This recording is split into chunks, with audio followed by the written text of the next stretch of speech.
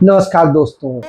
Vote चोर गद्दी चोर, vote चोर गद्दी चोर, यह नारा अब पूरे देश में गूंज रहा है। जब यह नारा गूंज रहा है, देश के हर कस्बे में, हर तहसील में, हर शहर में, हर जिले में, हर प्रदेश में अब यह नारा गूंज रहा है।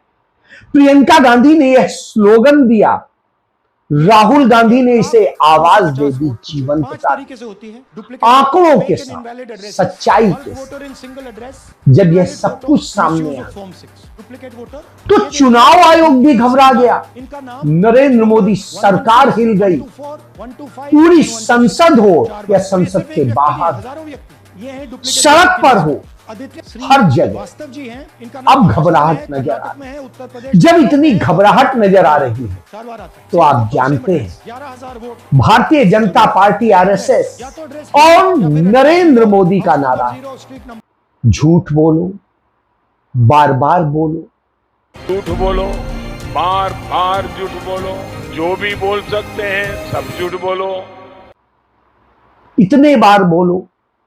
और इस तरह से झूठ बोलने का जो इनका पूरा नियम है वो इन्होंने सीखा। उसी को सीखने के लिए आरएसएस के संस्थापक लीडर मुंजे जर्मनी गए, हिटलर से जाकर के मुलाकात की थी और उनसे यह गुण सीखे थे। हिटलर का प्रोपेगेंडा मंत्री यानी प्रचार मंत्री डॉक्टर जोसेफ गोएबल्स, जो 1933 से लेकर 1945 तक उनका यह मंत्री रहा, यानी आज का कह सकते हैं सूचना प्रसारण मंत्री, उसने यही नारा दिया था और यह कहा था कि उसका यह मानना था कि बार बार, इतने बार झूठ बोलो कि झूठ ही सच लगने लगे। तो अब भारतीय जनता पार्टी इसी तरह झूठ बोलती आई। नरेंद्र मोदी के 2014 में चुनाव प्रचार की कमान संभाल रहा प्रशांत किशोर, उसने चाय वाला नारा दिया था और चाय वाला बनाने के लिए नरेंद्र मोदी के लिए इतने झूठ बोले गए कि वो किस स्टेशन पर चाय बेचते थे, कितने बचपन पे बेचते थे, फिर क्या करते थे, कैसे कैसे क्या कहानियां बनाई गई और उन कहानियों को बार बार रिपीट किया गया। उन पर नरेंद्र मोदी ने अपनी खुद एक किताब लिख डाली और फिर उनके तमाम भक्तों ने लिख डाली। बहरहाल सारी किताबें अब फेल हो चुकी हैं क्योंकि 11 साल में जनता ने देख लिया जो नरेंद्र मोदी ने बोला 100% झूठ बोला, 99 भी नहीं, 100% झूठ बोला। तो राहुल गांधी अब वो आंकड़े लेकर आ गए, चुनाव आयोग के आंकड़े लेकर आ गए कि किस तरह से कर्नाटक में चुनाव चोरी किया गया और उन्होंने कर्नाटक की सेंट्रल लोकसभा सीट को वहां पर का डेटा इकट्ठा किया और जो 6 महीने उस पर मेहनत की, उसके बाद में उन्होंने दिल्ली में 7 अगस्त को प्रेस कॉन्फ्रेंस करके कहा कि यह डेटा है और इस तरह नरेंद्र मोदी ने चोरी की। राहुल गांधी ने यह भी बताया कि हजारों नाम ऐसे हैं जिनके मकान नंबर शून्य है, स्ट्रीट नंबर शून्य है, यानी 0 है, 0 लेकिन वो है। तो चुनाव आयोग ने उस सच को झुठलाने के लिए मुख्य चुनाव आयुक्त ने ज्ञानेश कुमार गुप्ते, जो आरएसएस बैकग्राउंड से है, जिसके पिता हाफ पेंटिया होते थे, उस ज्ञानेश कुमार गुप्ते ने कहा कि जिनके घर नहीं होते हैं उनको हम 0 हाउस नंबर देते हैं। बहरहाल इसके पहले तो कभी नहीं दिया जाता था, अब कैसे दिया जाने लगा, आश्चर्यजनक था। बहरहाल कोई बात नहीं, आपने दे दिया। अब निकल के आ गया कि साहब वो भी घर के नंबर मिल रहे हैं, 99999, 55555, तो साहब ये नंबर भी क्या देते हैं? 0 नंबर तो आपने कह दिया बेघर को दे रहे हैं, तो ये किसको दे रहे हैं? कोई जवाब नहीं। चलिए कोई जवाब ना होने दीजिए। इसी तरीके से तमाम धांधलियां राहुल गांधी ने बात की थी इस पर। राहुल गांधी ने SIR पर बात की कि जो जीवित है उन्हें मृत दिखा दिया गया। किस तरीके से तमाम लोग जिनको 0-0 दे करके कैसे फर्जी वोट बनाए गए। इसी तरीके से तमाम सारे जो खुलासे हुए, उन खुलासों के बाद राहुल गांधी ने एक एक खुलासे के सबूत पेश, और उसके बाद जब वो बिहार में निकल चुके हैं वोट अधिकार यात्रा पर, तो बिहार में जिस तरह से उनके पीछे जनता भाग रही है, लोग उनके लिए पागल है, उन पर यकीन इतना ज्यादा बढ़ गया है कि भाजपा, नरेंद्र मोदी, चुनाव आयोग सब घबरा गए। प्रेस कॉन्फ्रेंस करने लगे, सब कुछ करने लगे, झूठ परोसने लगे। सारे झूठ के बाद भी जब नहीं खेल चला, तो 17 तारीख को जो भारत सरकार के फंड से चलने वाला NGO है CSDS, जो सर्वे करता है लोक नीति CSDS, उसके जो प्रमुख हैं वो संजय कुमार एक ट्वीट करते हैं, और उस ट्वीट में बताते हैं कि कैसे महाराष्ट्र की नासिक सीट पे इस तरीके से क्या धांधली हुई थी और क्या गड़बड़ी हुई थी, क्या था, उसको बताते हैं। ये उनका डेटा है। और इसके बाद वो 19 तारीख को वो अपना ट्वीट डिलीट कर देते हैं और माफी मांगते हैं कि कुछ हमारे आंकड़ों में गलती रह गई थी। कोई बात नहीं। इसको लेके देवेंद्र फडणवीस जो महाराष्ट्र के मुख्यमंत्री हैं, वो करते हैं और कहते हैं राहुल गांधी ने प्रेस कॉन्फ्रेंस करके ये सारा इसी डेटा पे बताया और ये किया। साहब राहुल गांधी ने 7 अगस्त को प्रेस कॉन्फ्रेंस की, संजय कुमार ने ट्वीट किया 17 अगस्त को और डिलीट किया 19 को, और आप अब बता रहे हैं कि ऐसा नहीं, ऐसा माफी मांगी। तो सवाल यह है कि राहुल गांधी ने जब पहले प्रेस कॉन्फ्रेंस कर ली तो उनके डेटा से कैसे कर सकते हैं, और राहुल गांधी ने कर्नाटक पे की और उन्होंने महाराष्ट्र पे किया। लेकिन भाजपा, उसके तमाम नेता, उसके तमाम मंत्री और उनका प्रचार मंत्री समेत सारे जितने, उसमें गोदी मीडिया भी शामिल, और सब करने लगे कि राहुल गांधी झूठ बोल रहे हैं, कांग्रेस झूठ बोल रही है, ये है, वो है, सब करने लगे। अब सब जगह यही चल रहा है। बिल्कुल चलना चाहिए, करिए भाई। और उनका वो प्रशांत किशोर जो नरेंद्र मोदी का स्ट्रेटजी प्रमुख था, वो इसके बाद में आप उसका भी सफर देख लीजिए। वो कभी अरविंद केजरीवाल का चुनाव का स्ट्रेटजी प्रमुख बना और उनके लिए काम करके और किस तरीके से और उनको साफ करके और क्या खेल किया, उसका भी नतीजा देख लीजिए। वो ममता बनर्जी के लिए भी उसने काम किया, उसने नीतीश कुमार के लिए भी काम किया, और उसने कैप्टन अमरिंदर सिंह के लिए भी काम किया। अमरिंदर सिंह बीजेपी में है, अरविंद केजरीवाल प्रो बीजेपी हो चुके हैं, उधर नीतीश कुमार तो बीजेपी के पार्ट हैं, और ममता बीच बीच में स्टैंड बदलती रहती है। फिलहाल उनकी कुर्सी खतरे में, इसलिए अपना स्टैंड लिए हुए। तो यानी किस्सा समझ सकते हैं। वो प्रशांत किशोर जब देखे यहां दाल नहीं गल रही है, तो उन्होंने, जैसे भाजपा का RSS का चलता है सिस्टम कि अपनी पार्टियां बनवा दो जो मोदी पे हमला बोले, लेकिन असल में वो विपक्षियों के वोट काटे, तो इसी काम में प्रशांत किशोर को लगा दिया गया। प्रशांत किशोर ने आज कहा राहुल गांधी बिहार के 40 जिलों का नाम नहीं बता सकते हैं, वो यहां घूम रहे हैं, तमाम बातें कर रहे हैं, लेकिन 40 जिलों के नाम नहीं बता।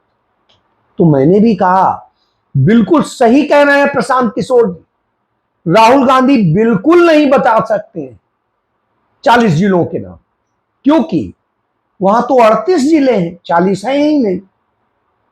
वहां 9 मंडल है और वहां 4076 गांव हैं। यानी राहुल गांधी कैसे 40 जिलों का नाम बता सकते हैं? बिल्कुल, अब प्रशांत किशोर के पास कोई जवाब तो है नहीं।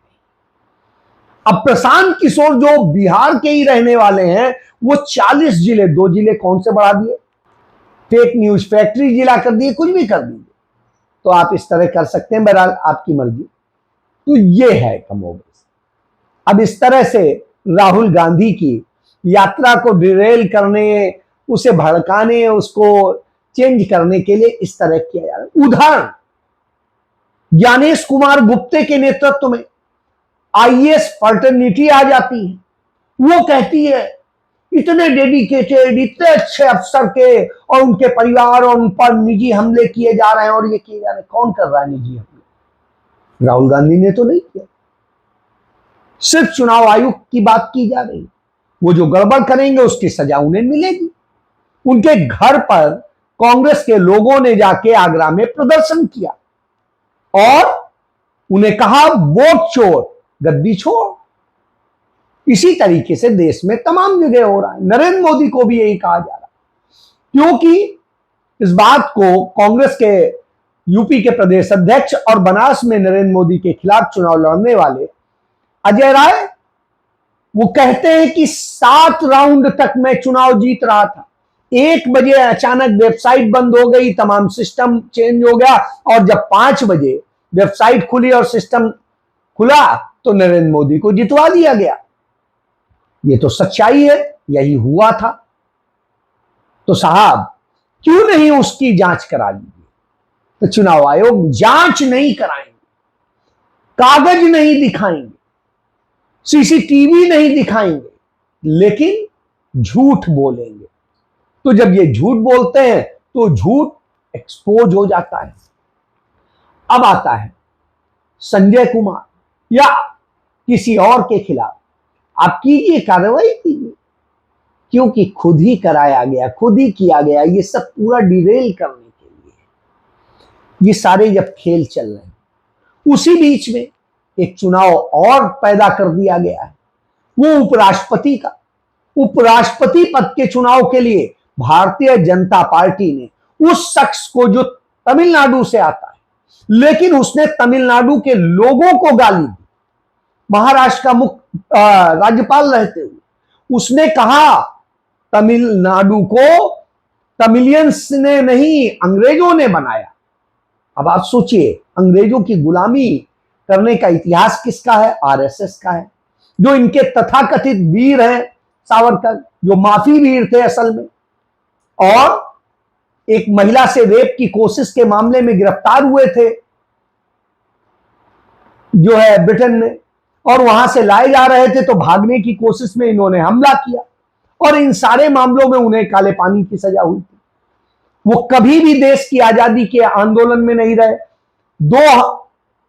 1921 में उन्हें माफी दे दी गई, 8 बार उन्होंने माफी मांगी थी और माफी पत्र में उन्होंने लिखा था खुद को ओबीडियंट सर्वेंट, यानी ओबीडियंट सर्वेंट वीडी सावरकर उन्होंने लिखा। अब आप सोचिए, तो ऐसे लोगों वाले लोग राहुल गांधी से कहते हैं माफी मांगो। राहुल गांधी क्यों मांगे? राहुल गांधी ने सावरकर की तरह भारत से तो धोखा नहीं किया।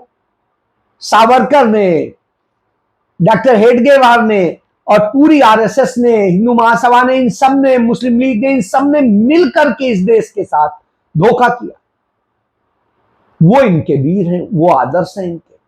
तो अब आप समझ सकते हैं ये सारी चीजें सामने हैं तो घबराए हुए।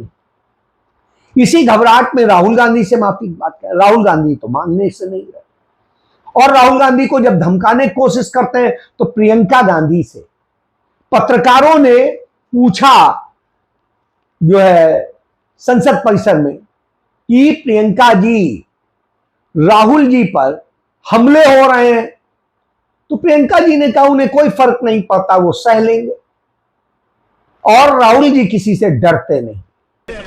राहुल जी किसी हमले से नहीं डरते, सह लेंगे सब कुछ और लड़ते रहेंगे, बिल्कुल पीछे नहीं हटेंगे। स्वाभाविक सी बात। राहुल जी को क्यों डरना? डरे वो जो वोट चोर हो, जो चोर हो, जो भ्रष्टाचारी हो। और वो सब कुछ सामने आ रहा है। कौन कर रहा है कि भ्रष्टाचार कैसे हो रहा है?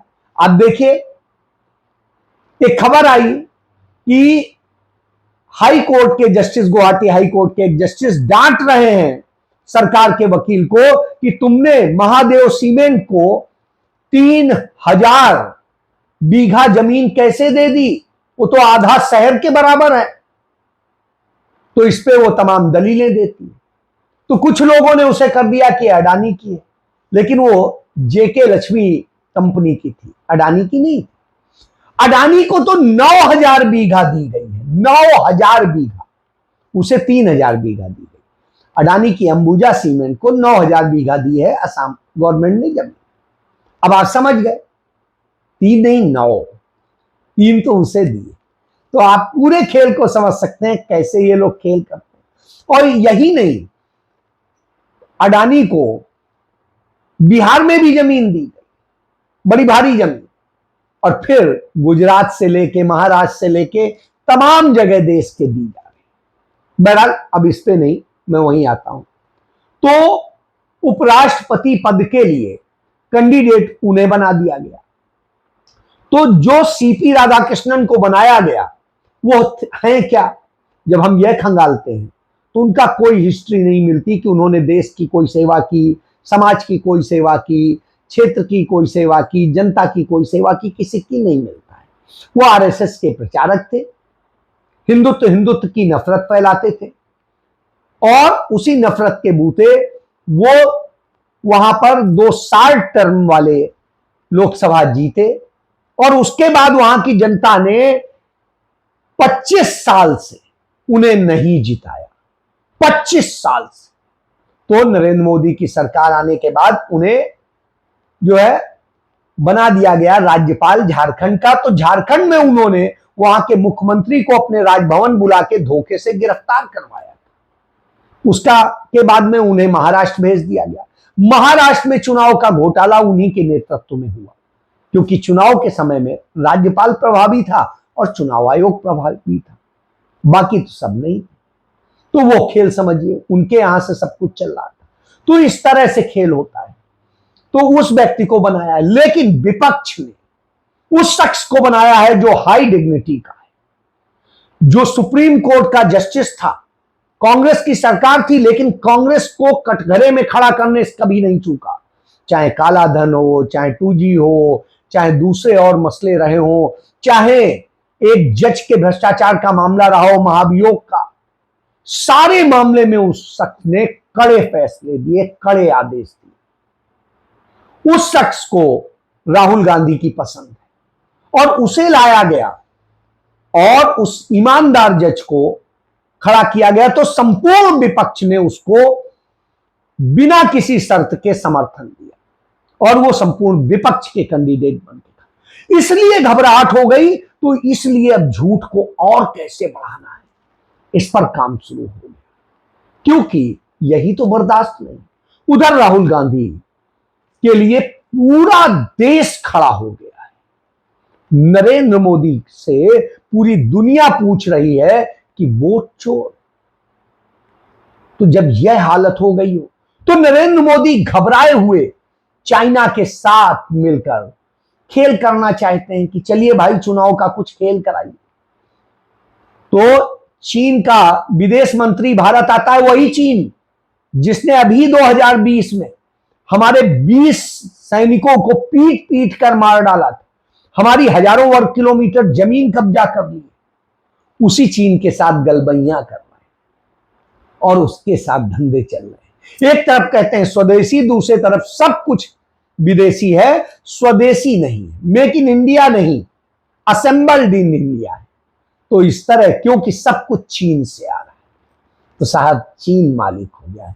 तो अब भक्तों के नए पप्पा चीन हो गए, जिनपिंग हो गए हैं, डोनाल्ड ट्रंप फिलहाल सस्पेंड चल रहे हैं। तो आप इस पूरे से समझ सकते हैं। तो ये नैरेटिव इसलिए बनाया जा रहा है कि इसकी आड़ में वो सौदे हों, वो खेल हों और यहां पर दूसरे खेल किए जाएं, चुनाव फिर लूटा जाए। तो जो सबसे भ्रष्ट और सबसे बेईमान मुख्य चुनाव आयुक्त है ज्ञानेश कुमार, उसके बचाव में सब उतर रहे हैं। अब आप पूरे खेल को समझ सकते कि इस तरह से पूरे खेल हो रहे हैं। लेकिन अब जनता समझ चुकी है कि राहुल गांधी के अलावा कोई उसके पास दूसरा विकल्प नहीं है, न इतना कोई ईमानदार, सच्चा और राजनीतिज्ञ। इसलिए राहुल गांधी के साथ लाखों लोग, अब तक 3 दिन की यात्रा में करोड़ों लोग चल चुके हैं, यानी कम से कम 2 करोड़ लोग उनके साथ आ चुके हैं। अब आप सोचिए, यही घबराहट जी हां सामने दिख रहा है। जय